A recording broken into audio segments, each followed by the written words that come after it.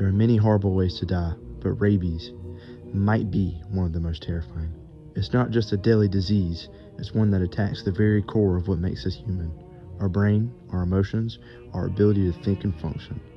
What makes rabies especially terrifying is not just how it kills us, but how helpless it makes its victims, and how impossible it is to survive once symptoms appear.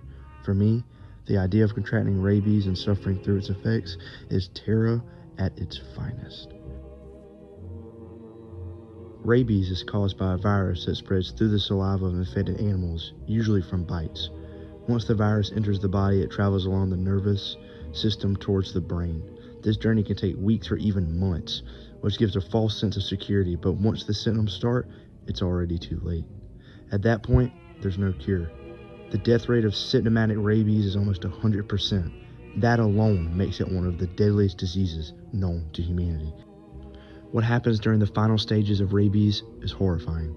The virus attacks the central nervous system, causing extreme agitation, hallucinations, paranoia, seizures, and muscle spasms.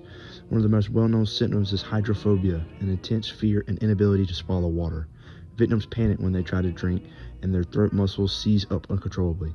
Even the sound or sight of water can trigger spasms. It's like being tortured by your own body. People with rabies often become delirious, violent, or terrified, fully aware of what's happening but unable to stop it. They slowly lose control of their body and mind until they eventually fall into a coma and die.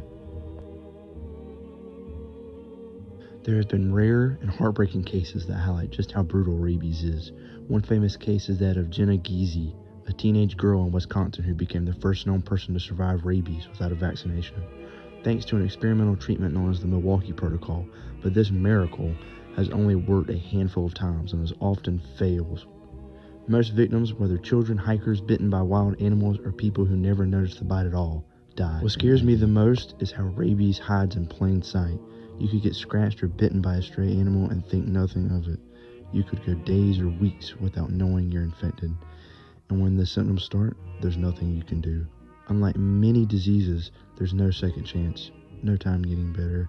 It turns something simple, like petting a dog or seeing a bat, into a potential death sentence. Even worse, rabies still kills tens of thousands of people every year, especially in areas where vaccinations and post-exposure treatments aren't easily accessible.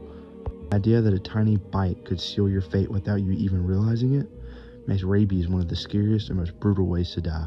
To me, it is arguably the scariest of them all.